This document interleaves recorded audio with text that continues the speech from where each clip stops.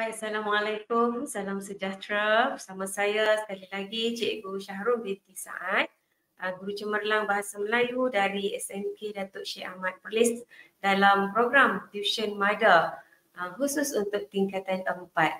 Jadi pada slot kali ini, Cikgu akan sama-sama kamu semua untuk berkongsi teknik menulis karangan cemerlang.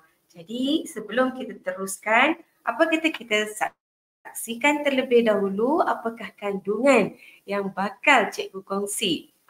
Baik, cikgu akan memulakan dengan pengenalan iaitu komponen bagi setiap perenggan diikuti dengan analisis soalan. Seterusnya, cikgu akan berkongsi apakah ciri-ciri karangan cemerlang diikuti dengan frasa menarik dan kegunaannya, peribahasa, cara untuk mengarang iaitu bermula dengan penulisan pendahuluan yang menarik, kegunaan statistik dan kata-kata tokoh beserta contoh khusus dan diikuti dengan menulis perenggan isi yang padat, mantap dan matang dan akhir sekali untuk menulis penutup yang menarik. Jadi, cikgu harap anda semua akan terus bersama-sama dengan cikgu sehingga ke akhirnya. Baik, kita mulakan dengan komponen karangan. Baik, sebagaimana yang anda saksikan, karangan anda inilah bentuknya, iaitu seperti kepala manusia, iaitu ada bahagian muka yang kita kenali sebagai pendahuluan, diikuti dengan bahagian ija yang kepala kita lah, otak kita, dan seterusnya tengkok iaitu penutup untuk memastikan anda menghasilkan karangan yang mantap dan juga dalam kategori cemerlang. Baik, kita teruskan. Apa kata kita lihat dulu jenis-jenis ayat dalam setiap perenggan. Kalau cikgu akan menggunakan beberapa komponen ayat yang perlu ada dalam usaha kita untuk memastikan setiap komponen iaitu pendahuluan, isi dan juga penutup akan dibina dalam keadaan yang memuaskan hati kita setelah melakukan beberapa perkara yang penting, iaitu kalau pendahuluan mesti ada ayat tema, kemudian diikuti dengan ayat huraian, peribahasa dan juga ayat tugasan. Suka cikgu ingatkan, sekiranya di dalam kelas guru-guru mata pelajaran kamu sendiri juga mempunyai teknik dan juga cara masing-masing. Jadi jangan panik kerana semua itu hakikatnya sama, cuma berbeza dari segi istilahnya sahaja. Baik, kita teruskan dengan perenggan isi. Untuk perenggan isi ada 5 ayat yang perlu ada untuk membina sebuah perenggan isi yang cikgu kira mantap lah, iaitu yang pertama ayat pernyataan isi. Bagaimana kita nak menyatakan isi supaya pemeriksa senang untuk mengesan isi atau idea daripada calon itu sendiri. Seterusnya ayat huraian diikuti dengan ayat contoh, peribahasa dan juga ayat simpul. Baik, untuk yang terakhir iaitu komponen perenggan penutup, ayat-ayat yang perlu ada dalam perenggan penutup ialah ayat pandangan, ayat cadangan, peribahasa dan juga ayat harapan. Jadi, daripada beberapa perkara yang cikgu kongsi di sini, misalnya ayat huraian, kalau ingin membina ayat huraian, calon atau anda semua perlu ada beberapa perkara yang membantu. Kalau cikgu akan minta calon-calon atau anak murid cikgu untuk menggunakan teknik asyik di Bambi, iaitu ayat huraian ini dibantu huraiannya menerusi apa siapa, di mana, bagaimana, mengapa dan juga bila. Jadi dengan idea tersebut maka calon mudah untuk membina ayat huraian dalam perenggan pendahuluan dan juga perenggan isi. Namun calon-calon perlu ingat bahawa ayat huraian ini tidak semestinya semuanya mengambil kira asli di Bambi tersebut, kerana asli di Bambi ini boleh dipilih berdasarkan keperluan, terutama apabila melibatkan karangan bahagian A yang memfokuskan hanya 150 patah perkataan hingga 200 patah perkataan sahaja. Jadi sekiranya perlu untuk memasukkan ayat huraian, maka pilihlah apa, bagaimana dan juga mengapa. Jadi bukan kesemuanya terpulang kepada kehendak bagi setiap soalan tersebut. Tetapi kalau dalam bahagian B, cikgu cadangkan sekiranya calon yang ada masalah untuk menulis karangan 350 patah perkataan hingga 500 patah perkataan, ada masalah nak tulis panjang, maka boleh menggunakan aksi di Bambi itu untuk membantu anda menulis dengan lebih jelas, panjanglah maksudnya. Baik, selesai kita kenali jenis-jenis ayat dalam setiap perenggan karangan. Baik, kita teruskan. Untuk makluman calon-calon semua, soalan itu biasanya tidak akan lari daripada skop tema di SKP, iaitu ada 18 tema. Seperti yang calon-calon sedia lihat, antaranya kesihatan dan kebersihan, kebudayaan, kesenian dan estetika, alam sekitar dan teknologi hijau, pelancongan, perindustrian, kerjaya, keselamatan, jati diri, patriotisme dan kewarganegaraan, pertanian, peternakan dan perikanan, sejarah dan warisan, pendidikan, integriti, perpaduan, sains, teknologi dan inovasi, ekonomi, keusahawanan dan pengurusan keuangan, sukan dan rekreasi, bahasa dan kesusasteraan, dan akhir sekali pentadbiran dan politik. Kata orang, tak kenal maka tak cinta. Jadi calon-calon sepatutnya tahu 18 tema yang perlu diketahui oleh calon untuk menulis karangan. Okey, boleh? Baik, kita teruskan untuk menganalisis soalan. Baik, hari ini, pada kali ini untuk bahasa Melayu kertas 1 ini, kita lihat bagaimana soalan itu kita cuba analisis satu persatu. Misalnya dalam bahagian A, calon-calon sepatutnya fahamlah bahawa hanya satu soalan sahaja yang diberikan, iaitu soalan itu tidak ada pilihan, wajib dijawab. Kemudian diikuti dengan bahagian B, ada 4 soalan dan calon perlu pilih satu sahaja.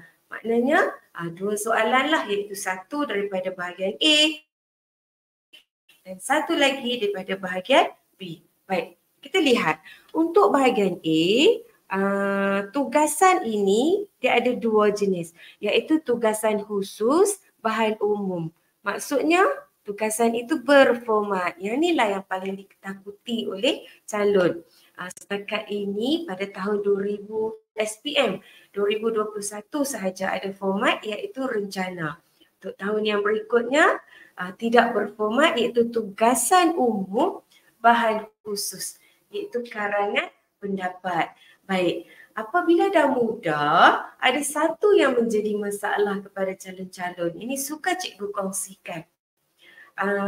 Tugasan umum, bahan khusus, calon akan memiliki banyak idea. Sementelahan bahan yang dibekalkan itu perlu dipindahkan maklumatnya. Jadi banyak benda yang ada, idea banyak. Sehingga calon terlupa bahawa calon-calon terikat dengan jumlah perkataan. Iaitu bahagian A hanya 150 patah perkataan hingga 200 patah perkataan sahaja. Tidak boleh lebih. Jadi awas ya calon-calon, berhati-hati dengan jumlah perkataan tersebut. Baik, kita selesai bahagian A. Untuk bahagian B, ada 4 soalan. Calon-calon buatlah pilihan yang tepat. Kerana dalam soalan itu mungkin di keempat-empat soalan tu semua isi ada dalam stimulus. Atau mungkin soalan yang kedua itu isi dalam stimulus diambil dan ditambah dengan isi sendiri. Atau isi selain dalam stimulus. Dan ataupun yang ni lagi senanglah kalau ada juga calon yang suka memberi isi sendiri kan. Jadi kalau cikgu cadangkan kamu pilihlah yang mana terbaik. Cuma kalau calon yang agak sukar untuk membuat keputusan, menentukan yang mana satukah idea yang tepat, maka buatlah pilihan yang bagus, yang tepat, iaitu memilih soalan yang mengkehendakkan anda menyenaraikan, menghuraikan semua isi dalam stimulus. Cikgu bercakap saja tak nampak kan? Apa kata? Kita lihat ke slide yang berikutnya. Ya, ini contoh cikgu akan bagi. Semua isi dalam stimulus. Yang mana satu stimulus? Yang inilah. Ini bahan rangsangan. Masalah disiplin murid seperti buli dan vandalisme kerap menjadi bahan perbincangan dalam kalangan masyarakat dan media. Oleh itu, masalah disiplin murid-murid ini patut ditangani dengan cara ibu bapa sentiasa memantau anak-anak. Pihak sekolah memperketat peraturan di sekolah dan media massa mengetengahkan kesan masalah disiplin kepada murid. Jadi sekali baca, calon-calon akan dapat apakah tema, apakah kumpulan sasaran, apa fokus yang perlu ketengahkan. Kemudian baru baca soalan tu berdasarkan petikan di atas. Cluenya ada di sini. Berdasarkan petikan di atas, huraikan cara-cara menangani masalah tersebut dalam kalangan murid sekolah. Jadi, calon-calon mesti peka bahawa isi telah pun diberikan dalam stimulus. Jadi ada 3 isi, maka huraikanlah ketiga-tiga isi tersebut. Ini cikgu beri untuk contoh karangan bahagian B. Jelas? Cikgu harap calon-calon jelas. Baik. Kita teruskan dengan contoh yang kedua tadi, iaitu isi dalam stimulus kita tambah dengan isi sendiri. Dibacalah stimulusnya, iaitu tentang masalah alam sekitar yang semakin membimbangkan seperti penebangan hutan secara tidak terkawal, pencemaran sungai dan pencemaran udara semakin serius di negara kita. Masalah ini dianggap sebagai kesan yang tidak boleh dielakkan sekiranya masyarakat ingin mencapai pembangunan dan kemajuan di sesebuah kawasan. Oleh itu, penguatkuasaan undang-undang yang tegas perlu dilaksanakan bagi memastikan masalah ini dapat dibendung. Selesai membaca stimulus, maka calon-calon beralih ke soalan, iaitu huraikan usaha yang terdapat dalam petikan serta usaha-usaha lain untuk membendung masalah tersebut. Baik, usaha dalam petikan apa? Inilah bila melibatkan usaha, maka kita perlu ada pihak. Jadi, masyarakat ingin mencapai pembangunan dan kemajuan di sesebuah kawasan. Oleh itu, ini clue dia. Penguatkuasaan undang-undang yang tegas perlu dilaksanakan Inilah antara isi. Dan calon-calon boleh tambah isi sendiri dengan syarat mesti patuh kehendak arahan, kehendak soalan iaitu huraikan usaha yang terdapat dalam petikan serta usaha-usaha lain. Dia tak tulislah di situ usaha-usaha sendiri serta isi sendiri, tapi dia tulis usaha-usaha lain. Maksudnya bukan yang terkandung dalam stimulus. Jelas? Baik, kita tengok. Kita lihat juga untuk contoh yang ketiga tadi. Isi selain dalam stimulus. Baik. Penggunaan pengangkutan awam di negara kita seperti bas, teksi, kereta api dan sebagainya kurang mendapat sambutan masyarakat pada masa ini. Oleh itu, pihak kerajaan telah mengambil pelbagai tindakan yang sewajarnya dalam menambah baik mutu perkhidmatan awam.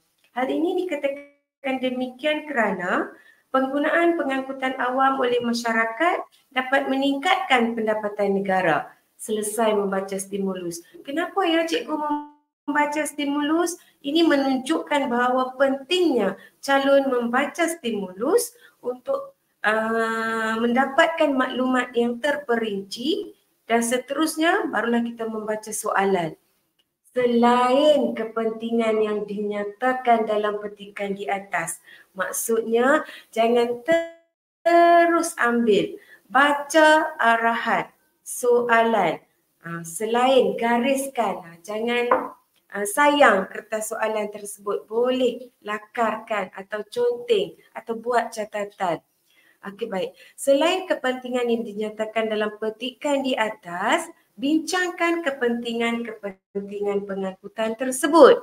Ya, jangan terpedaya dengan isi yang diberi. Ni ada perangkap di bawah ni. Selain kepentingan tu, bincangkan kepentingan pengangkutan tersebut. Tidak ada dalam stimulus. Baik, jelas? Selesai. Untuk yang ketiga dan akhir sekali, isi sendiri. Baik. Sekali lagi cikgu bacakan. Program Kita Semula bertujuan untuk memberikan pendedahan tentang pendidikan alam sekitar pada peringkat awal, iaitu seawal sekolah rendah hingga ke peringkat menengah.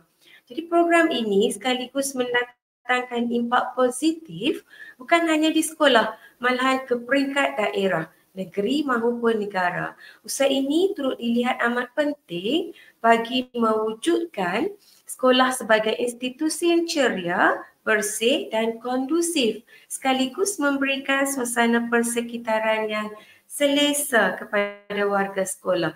Baik, soalannya. Petikan di atas menunjukkan pihak sekolah memikul tanggungjawab untuk memberi kesedaran dan menggalakkan murid-murid mengamalkan Kita Semula. Jadi arahannya apa? Tulis sebuah syarahan yang bertajuk usaha-usaha menggalakkan amalan Kita Semula. Baik, yang ni usaha-usaha untuk menggalakkan Kita Semula. Memikul tanggungjawab, yang ni dibagi kesan saja. Oh, dalam soalan ini, stimulus ini hanya diberikan kesan. Tidak ada sebarang isi. Baik, satu lagi petua cikgu.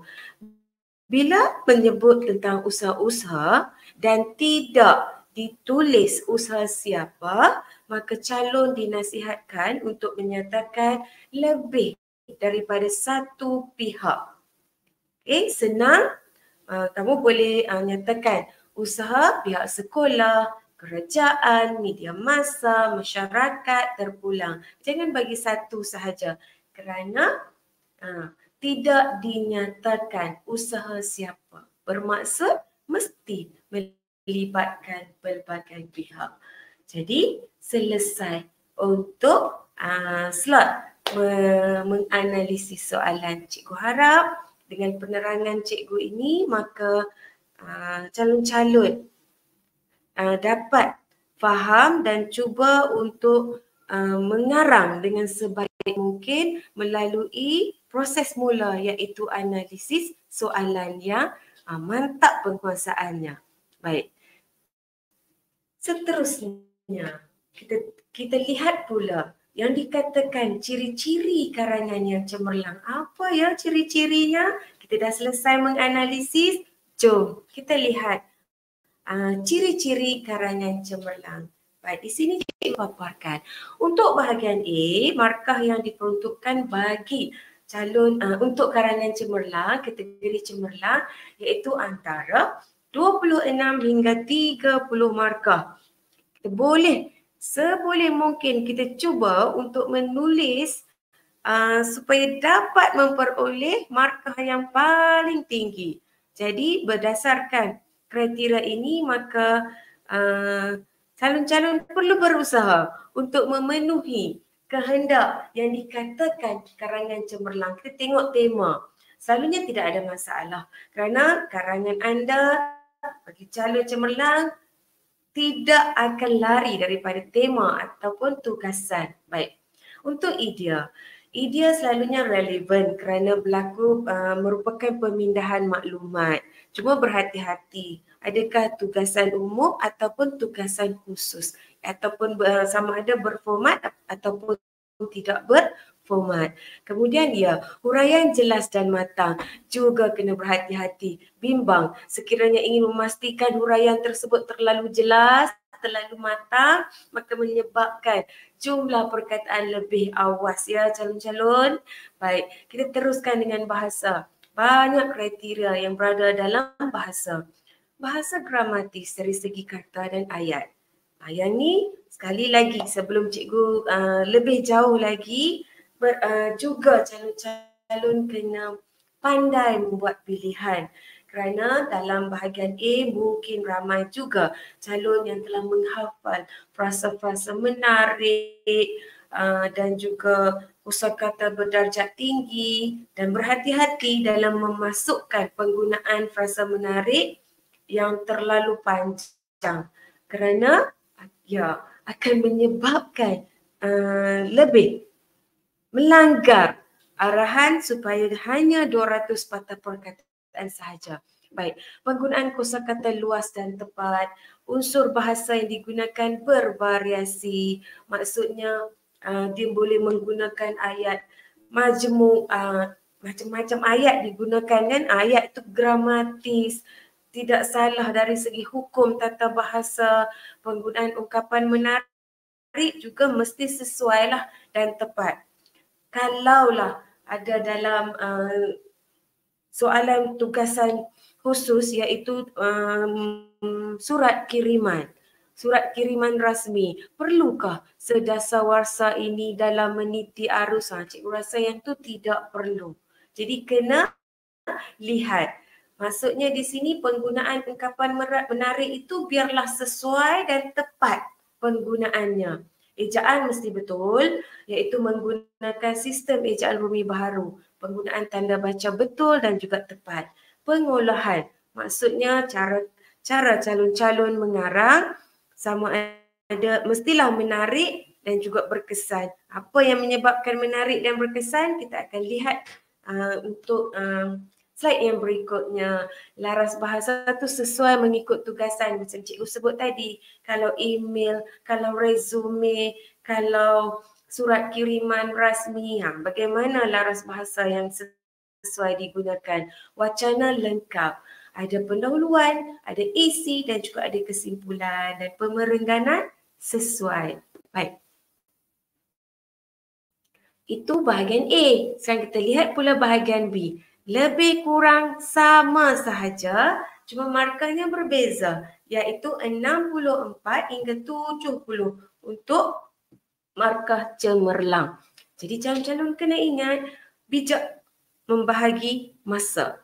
Jangan guna sejam lebih untuk menulis bahagian A. Sedangkan bahagian A hanya 30 markah sahaja, manakala bahagian B 70 markah. Jadi calon-calon harus membuat keputusan yang bijak untuk membahagikan masa. Baik, macam yang kita lihat tadi, untuk tugasan, karangan tu menjawab tugasan. Jadi bagaimana kamu menjawab tugasan calon-calon sudah pun dimaklumkan sebentar tadi menerusi analisis soalan yang cikgu kongsikan. Kemudian idea. Idea juga yang cikgu dah kongsi tadi iaitu isi yang diambil dari stimulus atau isi yang perlu ditambah isi sendiri atau selain dari stimulus atau kesemuanya isi sendiri. Buatlah pilihan yang tepat. Begitu juga dengan bahasa, sama dan diikuti dengan pengolahan. Jadi jelas, inilah ciri-ciri karangan cemerlang. Baik, kita dah masuk dah frasa untuk mengenali frasa menarik karangan cemerlang. Kan tadi kita dah lihat untuk bahagian bahasa saja banyak kriteria yang telah digariskan. Baik, kita lihat. Fungsi frasa menarik. Apa itu frasa menarik? Baik, pemilihan frasa menarik yang sesuai dapat membantu pelajar atau calon menghasilkan sebuah karangan yang menarik dan bermutu serta memberi gambaran bahawa pelajar iaitu anda lah calon-calon yang mempunyai kosakata yang luas. Ni yang nak membezakan calon cemerlang dengan calon yang sederhana atau calon yang lemah. Walau bagaimanapun, pemilihan frasa menarik perlu digunakan dengan teliti dan berhati-hati serta tidak terlalu banyak dalam sesebuah karangan. Kenapa ya? Supaya isi karangan yang hendak disampaikan tadi jelas. Ni punyalah banyak memasukkan frasa menarik. Di manakah isinya? Di manakah huraiannya? Langsung tidak kena dengan tema. Awas. Baik. Tengok situ penanda wacana. Kita mula dengan penanda wacana. Frasa menarik ini kita jadikan sebagai penanda wacana untuk kalau dalam pendahuluan kita dalam ayat huraian tu kita nak tanda dia macam mana. Ayat sasaran dia macam mana. Ayat tugasan dia kita dah ada penanda wacana yang dilengkapi dengan frasa menarik tadi. Kemudian dekat ayat isi dia. Ayat isi tu ayat pernyataan isi. Kan? Nanti kita lihat contoh pada slide yang berikutnya. Ayat huraian, ayat contoh peribahasa dan juga ayat simpul. Begitu juga dengan perenggan penutup. Calon-calon dah pun ada frasa menarik untuk dijadikan penanda wacana dalam ayat pandangan, ayat cadangan, ayat harapan dan juga ayat akhir. Ingat, mesti ada. Kalau tak ada susahlah sebab dalam masa yang sama yang diperuntukkan masa 2 jam tadi kita nak kena fikir frasa menarik, kita nak kena menganalisis soalan, kita nak kena cari contoh. Jadi satu kerja yang sangat sukar, kita bijak, kita seharusnya bijak membuat perancangan. Baik, inilah contoh yang cikgu masukkan. Penanda wacana tu contoh penanda wacana dalam ayat pernyataan isi tadi. Kita serikan dengan frasa-frasa menarik. Ni khususnya untuk bahagian B lah.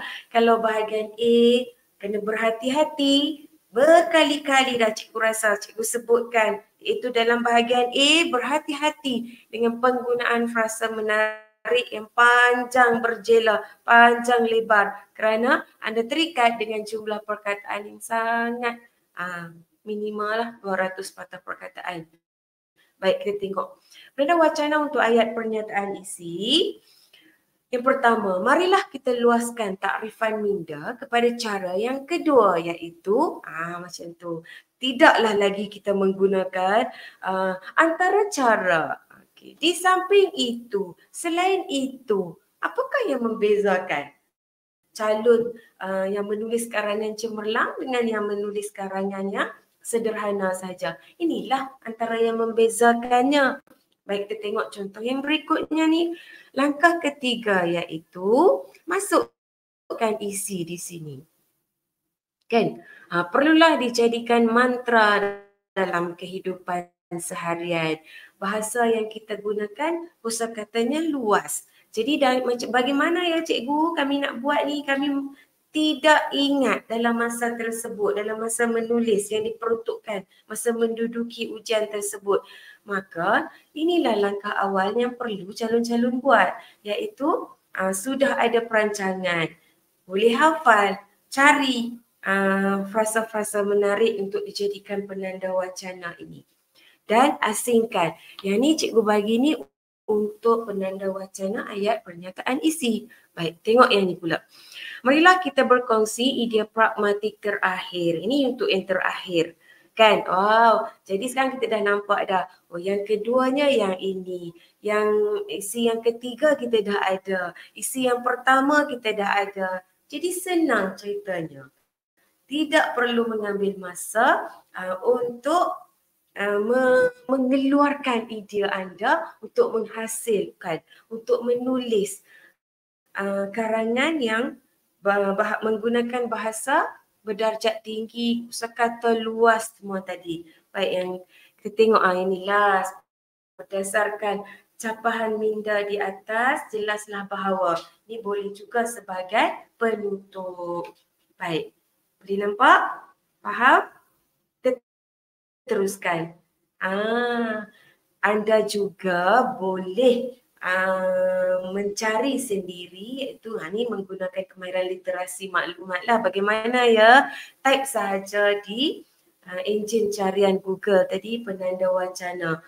Banyak dia akan senaraikan, dia akan bantu calon-calon. Jadi di mana ada kemauan, di situ ada jalan. Jangan putus asa. Okey, boleh? Baik, kita teruskan. Kalau tadi kita lihat frasa menarik, jadi sekarang kita beralih ke peribahasa. Jadi untuk karangan cemerlang, cikgu cadangkan calon-calon jangan lupa untuk memasukkan peribahasa. Cikgu, saya dah target dah nak masuk peribahasa semua. Tetapi semasa menulis, saya terlupa. Jadi satu tip untuk calon-calon sekalian, apabila dapat saja soalan, senaraikan peribahasa yang anda dah hafal tadi, yang cikgu kira sesuai untuk dimasukkan, maka calon tidak akan terlupa untuk menulisnya atau memindahkannya ke dalam karangan masing-masing. InsyaAllah, cubalah tip ni. Baik. Jadi bila merujuk kepada kepada peribahasa, cikgu nak kongsi satu lagi tip, iaitu calon-calon perlu tahu kata kunci. Apa kata kunci tu? Maksudlah, tetapi bukanlah maksud yang tepat seperti yang terkandung dalam kamus. Tetapi maksud kata kunci itu salah satu perkataan yang mendukung kepada maksud peribahasa. Contohnya bersungguh-sungguh. Perkataan bersungguh-sungguh tu ini dia peribahasanya. Contoh, di mana ada kemahuan, di situ ada jalan, alang-alang menyeluk bekasam biar sampai ke pangkal lengan, alang-alang mandi biar basah. Cikgu, yang cikgu senarai ni semuanya biasa saja cikgu. Betul, cikgu akui biasa. Tetapi sekiranya calon-calon tidak menentukan peribahasa mana yang akan ditulis nanti dalam karangan anda dan tidak dicatat dalam kertas soalan, percayalah ramai calon yang terlupa berbuat demikian. Maka hasilnya apa? Hasilnya karangan anda tidak ada peribahasa. Tapi ada juga yang bertanya, cikgu, adakah saya boleh menghasilkan karangan yang cemerlang tanpa peribahasa? Jadi, sebagaimana yang calon-calon sudah pun dimaklumkan tadi, bahawa ciri-ciri karangan yang cemerlang, salah satunya mesti ada peribahasa. Cuma dia bergantung kepada cara pengolahan. Sama ada 1, 2 atau 3 tidak dinyatakan. Dia bergantung kepada cara pengolahan calon-calon juga. Okey, baik. Kita teruskan dengan, kita tengok kata kunci lagi. Nampak kan bekerjasama, berganding bahu tu, okay, ini dia. Bagai aur dengan tebing ke bukit. Sama lah, bacalah sampai habis kan. Membuktikan sesuatu, sudah terang lagi bersuluh. Tidak bersungguh-sungguh bagai melepas batuk di tangga. Apa tujuan cikgu senaraikan kata kunci dan di sebelahnya ada peribahasa? Tujuannya supaya calon-calon menggunakan peribahasa tersebut tepat dalam konteks ayatnya. Jadi dia tidak ada macam canggung kan? Macam tidak ada jalinan dalam ayat tersebut. Peribahasanya lain, uraiannya lain, elakkan. Jadi inilah caranya, salah satu tipnya. Baik, kita teruskan dengan berhati-hati, biar lambat asalkan selamat. Bagai menarik rambut dalam tepung, rambut tak putus, tepung tak berselerak. Okey? Baik. Hari sekali mementingkan diri sendiri. Bagai enau dalam belukar melepaskan pucuk masing-masing. Ini Cikgu senarai ni, Cikgu rasa memang sangat sesuai untuk ke semua tajuk, ke semua tema. Jadi, jangan malu-malu, gunalah dalam karangan anda. Baik, kita tengok ini lagi ada kata kunci dia, jangan menyesal tentang sesal dahulu pendapatan. Sesal kemudian tidak berguna. Kalau sepakat, tentang muafakat membawa berkat ni. Bulat air kerana pembetung, bukan pembentung ya. Calon-calon bulat manusia kerana muafakat.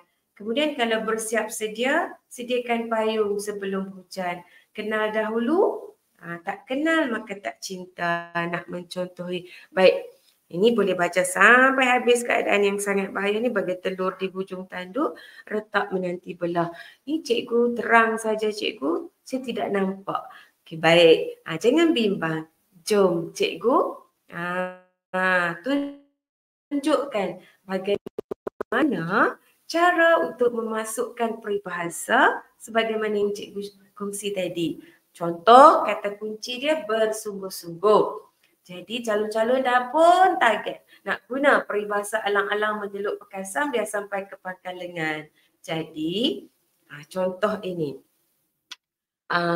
Ayat dalam perenggan penutup boleh. Semua pihak disarankan agar masukkan kata kunci bersungguh-sungguh. Ini tema memerangi gejala rasuah kerana alang-alang menyelup perkasan biar sampai ke pangkal lengan. Boleh? Faham? Okay, cikgu harap jelas. Satu lagi, calon-calon suka menggunakan bab untuk memulakan ayat. Boleh atau tidak? Okey, jawapannya bab tidak digunakan pada pangkal ayat. Boleh atau tidak guna bab? Boleh. Dengan syarat koma. Kemudian bab peribahasa. Jelas? Baik. Kita teruskan. Ini antara cadangan 20 peribahasa yang boleh digunakan untuk karangan yang berfokus kepada usaha, langkah atau cara. Inilah yang cikgu dah senaraikan. Okay, yang cikgu sebut tadi pun dah ada dalam ni. Ada juga yang lain daripada yang cikgu sebut tadi, boleh ambil dan guna. Jangan abaikan. Baik, satu lagi peribahasa yang sering ditulis salah oleh calon-calon walaupun berkali-kali cikgu ingatkan, iaitu melentur buluh. Biarlah dari rebungnya, atau melentur buluh, biarlah daripada rebungnya, atau melentur biarlah waktu rebungnya. Yang penting melentur, bukan meluntur. Boleh faham tak? Melentur. Bukan meluntur tu menghilangkan warna tu. Kita guna cecair peluntur. Jelas? Baik. Selesai dah yang menarik peribahasa tadi. Jadi boleh nampak mula dengan menganalisis soalan, dah faham kehendak soalan, dah tahu ciri-ciri untuk menulis karangan cemerlang, diikuti dengan apa yang perlu dalam isi atau dalam ayat untuk menulis karangan yang cemerlang, maka kita terus kepada teknik mengarang. Baik, kita tengok. Kita tentukan dulu jenis pendahuluan. Ini jenis-jenis pendahuluan yang paling disukai oleh calon ialah pendahuluan jenis gabungan. anda menggabungkan kesemua ini atau beberapa.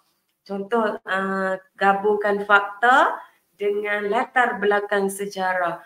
Gabungkan definisi dengan persoalan. Gabungkan peribahasa dengan suasana atau gambaran. Yang penting gabung, jangan tak gabung. Okey, baik.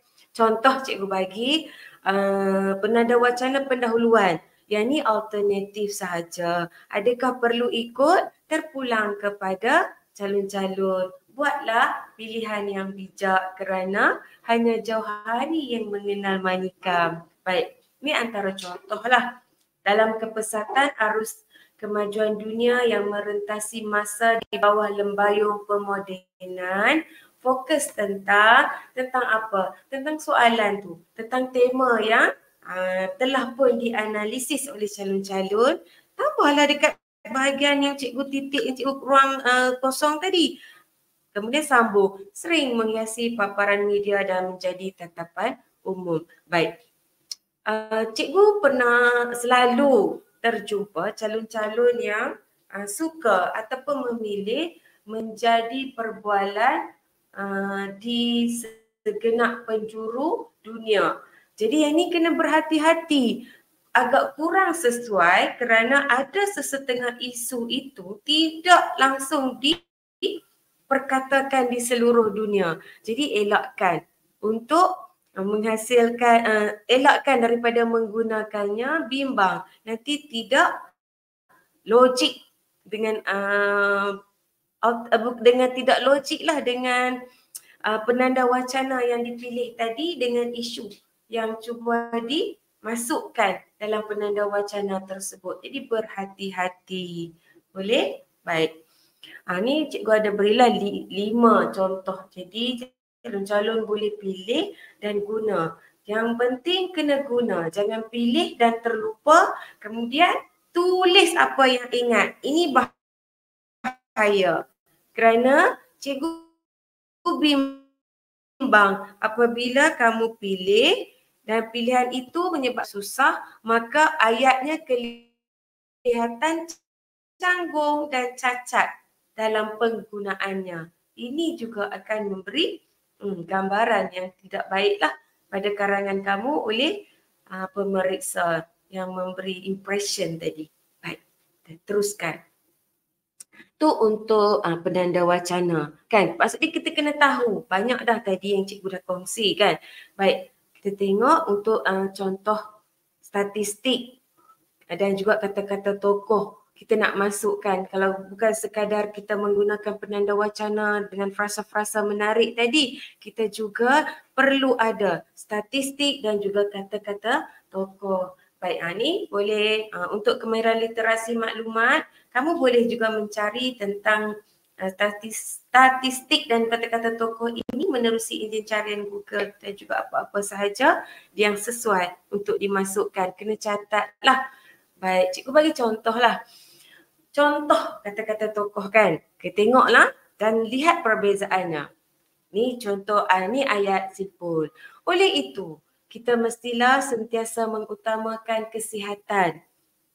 Kalau kita berhenti setakat itu, ayat kita kelihatan biasa sahaja. Tetapi hanya dengan memasukkan kata-kata tokoh, maka ayatnya menjadi lebih matang. Oleh itu, kita mestilah sentiasa mengutamakan kesihatan kerana menurut Anne Wilson Schaef, kesihatan yang baik bukanlah sesuatu yang dapat kita beli, namun sesuatu yang dapat menjadi tabungan yang sangat berharga.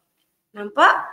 Hebat sekali ayat tersebut dan ini yang menunjukkan kematangan seseorang calon itu mengarang.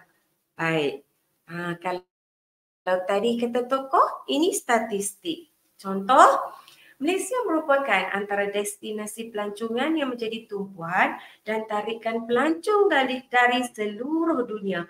Hal ini dikatakan demikian kerana, jadi masukkan statistik kerana apa? Menurut Timbalan Menteri Pelancongan pada Mac 2023, Malaysia berjaya menarik kehadiran 10 juta pelancong asing dan menjana 28.2 bilion pendapatan ringgit Malaysia 28.2 bilion. Katanya jumlah itu melebihi sasaran yang ditetapkan iaitu 9.2 juta pelancong asing dengan ringgit Malaysia 26.2 bilion pendapatan.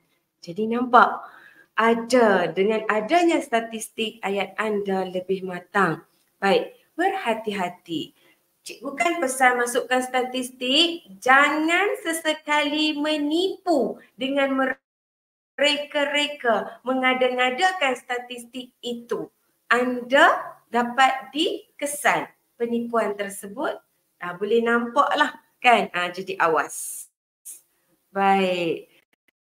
Kita nak masuk dah, kalau tadi pendahuluan, sekarang kita nak masuk untuk perenggan isi yang menarik. Ini contohlah. Salah satu contoh cikgu kongsikan. Maksud cikgu rocket writing ni cikgu guna untuk menulis isi. Calon sediakan kerangka. Dengan kerangka tersebut memudahkan calon untuk menulis huraian. Contoh dekat sini kan. Ayat pernyataan usaha pragmatik. Ini cikgu maksudkan tadi. Penanda wacana menggunakan frasa menarik. Baik. Kemudian ayat huraian. Di sini cikgu gunakan siapa. Ayat huraian mengapa. Cikgu cikgu cantumkan mengapa dengan siapa. Kemudian ayat huraian kedua bagaimana cikgu cantumkan dengan bila. Jadi melalui cantuman tersebut, maka ayat itu lebih jelas huraiannya dan maksud yang kita hendak sampaikan juga sampai. Baik, ayat contoh menggunakan kata tanya apa dan juga di mana. Hampir lengkap. Kemudian masukkan peribahasa. Sambil kerana selain dapat beriadah, tidak langsung dapat mengeratkan. Okey. Jadi kena ada contohlah dekat sini kata kunci untuk memasukkan peribahasa. Kemudian ayat simpul. Jelaslah bahawa dengan membawa anak-anak bersukan pada waktu petang mampu mengatasi sikap malas bersukan. Jadi yang ini untuk menghasilkan karangan yang huraiannya jelas, matang dan juga tepat ini, calon-calon perlu membuat persediaan terlebih dahulu. Menerusi rocket writing, terpulang kepada mana-mana kaedah yang terbaik yang juga telah dikongsi oleh guru-guru kamu. Baik. Ada juga yang menggunakan rocket writing ni untuk perenggan isi menggunakan teknik imbakub. Silakan, tidak ada masalah. Yang penting sebenarnya caranya sama, cuma istilah ayat-ayat tersebut berbeza. Yang penting semuanya berkehendakkan menghasilkan karangan yang matang pengolahannya, jelas huraiannya dan jalinannya bertaut dengan baik sekali. Baik, kita dah masuk ke bentuk. Okay. Untuk perenggan penutup, tadi cikgu kongsikan ada berapa jenis untuk ayat pandangan. Maksudnya ayat pandangan ini calon-calon akan menutup karangan dengan menyatakan bahawa beberapa perkara atau fokus telah pun dinyatakan. Sebagai contoh, penanda wacana tadi untuk ayat pandangan ini, kamu masukkan penanda wacana, kemudian kamu masukkan fokus soalan, sasaran dan juga tema. Itu formula untuk membina ayat pandangan yang atas sekali. Okey? Baik. Penanda wacananya boleh pilih penghias wacana akhir. Terbuktilah bahawa terdapat pelbagai usaha. Ingat, untuk perenggan penutup, jangan sesekali masukkan isi. Faham? Sebut secara umum, terdapat pelbagai usaha yang dapat diimplementasikan oleh ibu bapa. Kalau soalan itu berkehendakkan ibu bapa lah, tetapi kalau yang lain, calon-calon boleh tukar. Sesuaikan dengan keadaan, sesuaikan dengan tema di sini untuk apa? Tema lah, memastikan ahli keluarga mengamalkan gaya hidup sihat. Ni kalau ayat pandangan untuk soalan yang bertemakan ahli keluarga mengamalkan gaya hidup sihat. Baik, kita teruskan dengan ayat cadangan atau peribahasa pula. Macam mana nak membina ayat cadangan atau peribahasa? Yang pertama, siapa yang dicadangkan itu ataupun sasarannya ataupun apa, okey? Siapa dan juga apa sasaran? Perlu buat apa? Perlulah, haruslah, seyogia, pilihlah mana-mana. Janganlah ambil kesemuanya, buat pilihan yang baik. Kemudian campur dengan buat apa.